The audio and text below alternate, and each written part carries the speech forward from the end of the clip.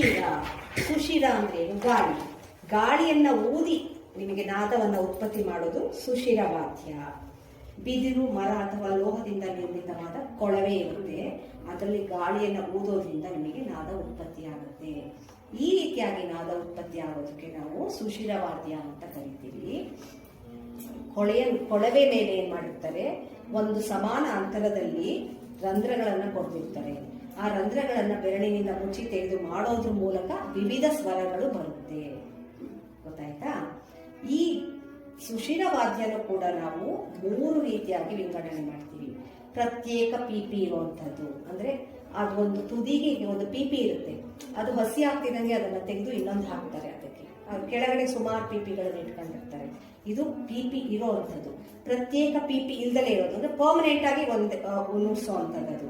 ತಿದಿಯ ಗಾಳಿಯಿಂದ ನಾದವನ್ನು ಉತ್ಪತ್ತಿ ಮಾಡೋದು. ಹಿಂಗೆ ಮಾಡಿದವಾಗ ನಿಮಗೆ ಗಾಳಿಯಿಂದ ನಾದ ಉತ್ಪತ್ತಿ ಆಗುತ್ತೆ. ಇದು 3 ರೀತಿ. ಯಾವುದು? ಮುಖರಂಧ್ರದಲ್ಲಿ ಗಾಳಿಯನ್ನು ಊದಲು ಒಂದು ಪ್ರತ್ಯೇಕ ಪಿಪಿ, ನಿಮಗೆ ಗಾಳಿ ಊದೋದಕ್ಕೆ ಅಂತಾನೆ ಒಂದು ಪಿಪಿ ಅಳವಡಿಸಿರ್ತಾರೆ. ಗೊತ್ತಾಯ್ತಾ? ಆ ವಾದ್ಯದ ಕೆಳಗುದಿಯಲ್ಲಿ ಅಗಲವಾದ ಬಾಯಿ ಇರ್ತದೆ. ನಿಮಗೆ ನಾಗಸ್ವರ ಏನಿದೆ ಅದರಲ್ಲಿ ಇರುತ್ತೆ ನೋಡಿದ್ರೆ. ಆ ಕೊಳವೆ ಮೇಲೆ ಬೇರೆ ಬೇರೆ ಅಂತರದಲ್ಲಿ ರಂಧ್ರಗಳಿರುತ್ತೆ. ಸೊ ನೀವು ಊದಿ ಆ ರಂಧ್ರಗಳನ್ನ ಮುಚ್ಚಿ ತೆಗೆದು ಮಾಡಿದವಾಗ ನಿಮಗೆ ಬೇರೆ ಬೇರೆ ಸ್ವರಗಳನ್ನ ಹೊರಡಿಸಬಹುದು. ವಾದಕ ಆ ಪಿಪಿಯನ್ನ ತನ್ನ ತುಟಿಗಳಲ್ಲಿ ಮಧ್ಯದಲ್ಲಿ ಇರಿಸಿ ಸ್ವರ ಸ್ಥಾನಗಳನ್ನ ನಾವು ನುಡಿಸ್ತೀವಿ. ಗೊತ್ತಾಯ್ತಾ? ನಾಗಸ್ವರ, ಮುಖವೀಣೆ, ಶಾನಾಯ್, ಸ್ಯಾಕ್ಸೋಫೋನ್, ಕ್ಲಾರಿಯೋನೆಟ್ ಇದೆಲ್ಲ ಕೂಡ ಪ್ರತ್ಯೇಕ ಪಿಪಿ ಇರುವಂತಹ ವಾದ್ಯಗಳು. ಇದೆಲ್ಲದನ್ನು ನುಡಿಸೋದು ಇದೇ ತರ. ಪ್ರತ್ಯೇಕ ಪಿಪಿ ಇಲ್ದಲೇ ಇರುವಂತದ್ದು ಯಾವುದು ಅಂದ್ರೆ ಕೊಳಲು. ಬಾನ್ಸುರಿ ಅಂತಂದ್ರೆ ಅದು ಕೊಳಲೆ ದಪ್ಪವಾಗಿರುತ್ತೆ, ಹಿಂದೂಸ್ತಾನಿಯವರು ಉಪಯೋಗಿಸ್ತಾರೆ. ಅದು ಕೂಡ ಒಂದು ರೀತಿ ಕೊಳಲೆ. ಬಾನ್ಸುರಿ ಅಂದ್ರೂ ಕೊಳಲೆ. ಇದರಲ್ಲಿ ಪ್ರತ್ಯೇಕ ಪಿಪಿ ಇರೋದ್ರಿಂದ ನೇರವಾಗಿ ಆ ರಂಧ್ರ ಏನಿರುತ್ತೆ, ಮೇನ್ ಒಂದು ಮುಖ್ಯ ರಂಧ್ರದಲ್ಲಿ ಬಾಯಿಯನ್ನ ಇರಿಸಿ ನೀವು ಗಾಳಿಯನ್ನು ಊದೋದ್ರ ಮೂಲಕ ನಾದ ಉತ್ಪತ್ತಿ ಮಾಡೋದು. ಇದಕ್ಕೆ ಕೊಳಲು ಮತ್ತೆ ಬಾನ್ಸುರಿ. ತಿದಿಯ ಗಾಳಿಯಿಂದ ನಾದ ಉತ್ಪತ್ತಿ ಮಾಡೋದು. ಇದಕ್ಕೆ ಹಾರ್ಮೋನಿಯಂನ ನೀವು ಹೇಳ್ಬೋದು. ಹಾರ್ಮೋನಿಯಂನ ಹಿಂಗೆ ಮಾಡ್ತೀವಿ ಅಲ್ವಾ, ಹಿಂಗೆ ಒತ್ತುತ್ತೀವಿ ಅಲ್ವಾ ಹಿಡಿದು, ಆವಾಗ ಅಲ್ಲಿ ಗಾಳಿ ಉತ್ಪತ್ತಿಯಾಗಿ ನಿಮಗೆ ನಾದ ಬರುತ್ತೆ. ಮತ್ತೆ ಅಕಾರ್ಡಿಯನ್ ನೋಡಿರ್ಬೋದು ನೀವು, ಹಳೆಯ ಫಿಲಮ್ಗಳಲ್ಲೆಲ್ಲ ತುಂಬಾ ಉಪಯೋಗಿಸ್ತಾರೆ. ಹಿಂಗೆ ಮಾಡ್ತಾ ಇರ್ತಾರೆ ಅವ್ರು ಅಕಾರ್ಡಿಯನ್. ಹಿಂಗೆ ಕೊರಳಿಗೆ ಹಾಕೊಂಡು ಅದ್ರದ್ದು ಇದನ್ನ ಹಿಂಗೆ ಮಾಡ್ತಾ ಇರ್ತಾರೆ. ಈಗಲೂ ಇರಬಹುದು. ಅದು ಇವನ್ನ ಇಟ್ಕೊಂಡಿರ್ತಾರೆ, ಬ್ಯಾಂಡ್ಗಳಲ್ಲಿ ಇಟ್ಕೊಂಡಿರ್ತಾರೆ, ಮ್ಯೂಸಿಕ್ ಬ್ಯಾಂಡ್ಗಳಲ್ಲಿ ಅಕಾರ್ಡಿಯನ್. ಅದು ಕೂಡ ಹಿಂಗೆ ತಿದಿಯನ್ನ ಒತ್ತೋದು, ಗಾಳಿಯನ್ನು ಒತ್ತೋದ್ರ ಮೂಲಕ ನಿಮಗೆ ನಾದ ಉತ್ಪತ್ತಿ ಆಗುತ್ತೆ. ಸುಶಿರ ವಾದ್ಯಗಳಲ್ಲಿ ಶ್ರುತಿ ಪೆಟ್ಟಿಗೆ ಒಂದು ಶ್ರುತಿ ವಾದ್ಯ. ಇದೆಲ್ಲ ಇಂಪಾರ್ಟೆಂಟ್ ನಿಮಗೆ. ಇದು ಕೂಡ ಸುಶಿರ ವಾದ್ಯ, ಅಲ್ಲಿ ಶ್ರುತಿ ಪೆಟ್ಟಿಗೆ. ಅದು ಪ್ರತ್ಯೇಕ ಪಿಪಿ ಅಥವಾ ರಂಧ್ರ ಇಲ್ದಲೇ ಇರುವಂತಹ ವಾದ್ಯ ಶಂಖ, ಕೊಂಬು, ಕಹಳೆ. ನಿಮಗೆ ಬರೀ ಇಲ್ಲೇನಿತ್ತು, ಕೊಳಲಿತ್ತು, ಹೌದಾ? ಶಂಖನೂ ಹೌದು, ಕೊಂಬು, ಕಹಳೆ ಇದೆಲ್ಲಾನು ಹೌದು. ಪ್ರತ್ಯೇಕ ಲೀಡ್ಗಳಿಲ್ಲದೆ ರಂಧ್ರಗಳಿರುವ ವಾದ್ಯಗಳು ಕೊಳಲು, ನಾಗಸ್ವರ, ಮುಖವೀಣೆ ಇದೆಲ್ಲ.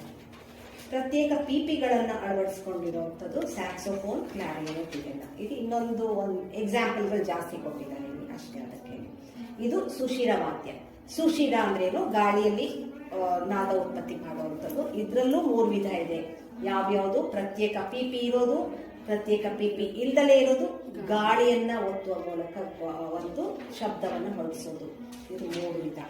ನೆಕ್ಸ್ಟ್ ಇರೋದು ಅವನದ್ಧ. ಏನು? ಎಳೆದು ಕಟ್ಟಿರುವ ಚರ್ಮವನ್ನ ತಟ್ಟುವುದರ ಮೂಲಕ ನಾದ ಉತ್ಪತ್ತಿಯಾಗುತ್ತೆ. ಚರ್ಮವನ್ನ ಕಟ್ಟಿರ್ತಾರೆ, ನಿಮಗೆ ಮೃದಂಗ ಆಗಲಿ ತಬಲ ಆಗಲಿ ಅದಕ್ಕೆ ವೇದಿಕೆಗೆ ಚರ್ಮವನ್ನ ಕಟ್ಟಿರ್ತಾರೆ, ಅದನ್ನ ಎಳೆದು ಕಟ್ಟಿರ್ತಾರೆ. ಅಲ್ಲಿ ನೀವು ಬಡಿದಾಗ ನಾದ ಉತ್ಪತ್ತಿ ಆಗುತ್ತೆ. ಇದಕ್ಕೆ ಚರ್ಮವಾದ್ಯ ಅಥವಾ ಅವನದ್ಧ ವಾದ್ಯ ಅಂತ ಕರಿತೀವಿ. ಈ ವಾದ್ಯಗಳು ಹೆಚ್ಚಾಗಿ ಲಯವಾದ್ಯ ಆಗಿರುತ್ತೆ. ಈ ವಾದ್ಯಗಳು 1 ಅಥವಾ ಹೆಚ್ಚು ಮುಖಗಳನ್ನ ಹೊಂದಿರುತ್ತೆ. ಇದನ್ನು ಕೂಡ 2 ವಿಧ. ಇದರಲ್ಲಿ 2 ವಿಧ. ಒಂದು ಬೆರಳಿನಿಂದ ನುಡಿಸುವಂಥದ್ದು, ಇನ್ನೊಂದು ಯಾವುದು? ಕಡ್ಡಿ ಅಥವಾ ಕೋಲಿನಿಂದ ನುಡಿಸುವಂಥದ್ದು. ಬೆರಳಿನಿಂದ ನುಡಿಸುವಂಥದ್ದು ಯಾವ್ಯಾವುದು? ಮೃದಂಗ, ತಬಲ, ಖಂಜರ, ಕೋಲ್ ಅಂತ ಒಂದು ತೋರಿಸಿದರೆ ನೋಡಿ. ಅಂದ್ರೆ ಒಂದು ಮುಖ ಚಿಕ್ಕದಿರುತ್ತೆ, ಇನ್ನೊಂದು ಮುಖ ದೊಡ್ಡದಿರುತ್ತೆ ಅದರದ್ದು. ಇದಿಷ್ಟು ಏನಿದೆ ಇದು ಬೆರಳಿನಿಂದ ನುಡಿಸಲ್ಪಡುವಂಥದ್ದು. ಇದೆಲ್ಲ ಏನು ನಿಮಗೆ ಲಯವಾದ್ಯಗಳು. ಅವನದ್ಧ ವಾದ್ಯಗಳೆಲ್ಲ ಲಯವಾದ್ಯಗಳು. ಈ ವಾದ್ಯವನ್ನು ಶಾಸ್ತ್ರೀಯ ಸಂಗೀತದಲ್ಲಿ ನಾವು ಹೆಚ್ಚಾಗಿ ಉಪಯೋಗಿಸ್ತೀವಿ. ಬೆರಳುಗಳ ಸಹಾಯದಿಂದಲೇ ಈ ವಾದ್ಯಗಳನ್ನ ನುಡಿಸ್ತೀವಿ. ಗೊತ್ತಾಯ್ತಾ? ಈ ಗುಂಪಿನಲ್ಲಿ ತಿಳಿಸಿರುವ ಅನೇಕ ವಾದ್ಯಗಳು ಶ್ರುತಿ ಮಾಡಿ ನುಡಿಸ್ತೀವಿ. ಮೃದಂಗ, ಖಂಜರಿ, ತಬಲ ಇದೆಲ್ಲ ಏನಿದೆ ಶ್ರುತಿ ಮಾಡ್ತೀವಿ ನಾವು. ಯಾವ ಶ್ರುತಿಗೆ ಬೇಕಾದ್ರೂ ಅದನ್ನ ಅಡ್ಜಸ್ಟ್ ಮಾಡಿ ನುಡಿಸುವಂಥದ್ದು ಇದು. ಗೊತ್ತಾಯ್ತಾ? ಕಡ್ಡಿ ಅಥವಾ ಕೋಲಿನಿಂದ ನುಡಿಸುವಂತ ವಾದ್ಯಗಳು ಯಾವ್ಯಾವುದು? ಡೋಲು, ನಗಾರಿ, ಚಂಡೆ ಇದೆಲ್ಲ ನಿಮಗೆ ಜಾತ್ರೆಗಳಲ್ಲಿ ಬಡಿತಾ ಇರ್ತಾರೆ, ನೋಡಿರ್ಬೋದು. ಜಾತ್ರೆ ಉತ್ಸವಗಳಲ್ಲಿ ಇದನ್ನು ಉಪಯೋಗಿಸೋದು ಜಾಸ್ತಿ. ಗೊತ್ತಾಯ್ತಾ? ವಾದಕ ಆ ವಾದ್ಯಗಳನ್ನ ಕೋಲು ಅಥವಾ ಕಡ್ಡಿಗಳನ್ನ ಬಳಸಿ ನುಡಿಸ್ತಾರೆ. ವಾದ್ಯಗಳನ್ನ ಶ್ರುತಿ ಮಾಡಿ ನುಡಿಸುವ ಪದ್ಧತಿ ಇಲ್ಲ. ಈ ವಾದ್ಯಗಳೆಲ್ಲ ಒಂದೇ ಶ್ರುತಿಲಿರುತ್ತೆ, ಶ್ರುತಿ ಮಾಡೋದಕ್ಕೆ ಬರಲ್ಲ. ಗೊತ್ತಾಯ್ತಾ? ಒಂದೇ ಶ್ರುತಿಲಿರುತ್ತೆ. ಈ ವಾದ್ಯಗಳನ್ನು ಹೆಚ್ಚಾಗಿ ಅರೆಮನೆಗಳಲ್ಲಿ, ದೇವಾಲಯಗಳಲ್ಲಿ, ಯುದ್ಧಗಳ ಸಂದರ್ಭಗಳಲ್ಲಿ, ಮೆರವಣಿಗೆಗಳಲ್ಲಿ, ಹಬ್ಬ ಹರಿದಿನಗಳಲ್ಲಿ ಉಪಯೋಗಿಸ್ತೀವಿ. ಯಾವುದನ್ನ? ಕಡ್ಡಿ ಅಥವಾ ಕೋಲಿನಿಂದ ನುಡಿಸುವಂತಹ ಅವನದ್ಧ ವಾದ್ಯಗಳನ್ನು.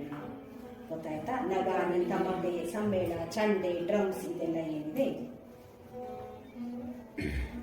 ನೆಕ್ಸ್ಟ್ ತವಿಲ್ ಅಥವಾ ಡೋಲು ಏನಿದೆ, ಇದು ಒಂದು ಮುಖಕ್ಕೆ ಬೆರಳುಗಳಿಂದ ಹೊಡಿತಾರೆ, ಇನ್ನೊಂದು ಮುಖಕ್ಕೆ ಕೋನಿಂದ ಬಡಿತಾರೆ. ಇದನ್ನ ನೀವು ನೋಡಿರ್ಬೋದು, ನೀವು ಅಬ್ಸರ್ವ್ ಮಾಡ್ರಿ, ಅಬ್ಸರ್ವ್ ಮಾಡ್ರಿ ನೋಡ್ಲಿಲ್ಲ ಅಂತಂದ್ರೆ. ತವಿಲ್ ಅಥವಾ ಡೋಲಿಗೆ ನೀವು ಒಂದ್ ಕಡೆಗೆ ಬೆರಳಿಂದ ಹೊಡಿತಾ ಇದ್ರಿ, ಇನ್ನೊಂದ್ ಕಡೆಗೆ ಕೋನಿಂದ ಹೊಡಿತಾ ಇರ್ತಾರೆ. ಎರಡು ಮುಖ ಇರುತ್ತೆ ಅದಕ್ಕೆ. ಗೊತ್ತಾಯ್ತಾ? ಎರಡು ಮುಖಗಳು ಪ್ರತ್ಯೇಕವಾಗಿ ಇರುವಂತಹ ಶ್ರುತಿವಾದ್ಯ ಯಾವುದು? ಎರಡು ಸೆಪರೇಟ್ ಇರುತ್ತೆ. ಅದು ತಬಲ ನೋಡ್ರಿ, ಎರಡು ಇರುತ್ತೆ ಅದರಲ್ಲಿ. ಗೊತ್ತಾಯ್ತಾ? ಒಂದು ತಬಲ ಅಂತಾರೆ, ಇನ್ನೊಂದು ಬಾಯ ಅಂತ ಕರೀತಾರೆ. ಎರಡಕ್ಕೆ. ಗೊತ್ತಾಯ್ತಾ? ಪಂಚಮುಖ ವಾದ್ಯ ಅಂದ್ರೆ 5 ಮುಖ ಇರುವಂತಹ ಚರ್ಮವಾದ್ಯನೂ ಕೂಡ ನಮ್ಮ ದೇಶದಲ್ಲಿ ಬಳಕೆಯಲ್ಲಿದೆ ಅಂತ ಹೇಳಿದ್ದಾರೆ. ಆದ್ರೆ ನಾವು ನೋಡಿಲ್ಲ ಅದನ್ನ, ಅದು ಯಾವುದು ಅಂತ ನನಗೂ ಐಡಿಯಾ ಇಲ್ಲ. 5 ಮುಖ ಇರುವಂತಹ ಒಂದು ಚರ್ಮವಾದ್ಯ ಕೂಡ ನಮ್ಮ ದೇಶದಲ್ಲಿ ಬಳಕೆಯಲ್ಲಿದೆ. ಇದು ಏನು? ಅವನದ್ಧ ವಾದ್ಯ. ಅವನದ್ಧ ವಾದ್ಯದಲ್ಲಿ 2 ವಿಧ. ಗೊತ್ತಾಯ್ತಲ್ವಾ ಯಾವ್ಯಾವುದು ಅಂತ ನಿಮಗೆ? ಒಂದು ಬೆರಳಿನಿಂದ ಬಡಿದು ನುಡಿಸೋದು, ಇನ್ನೊಂದು ಕೋಲಿನಿಂದ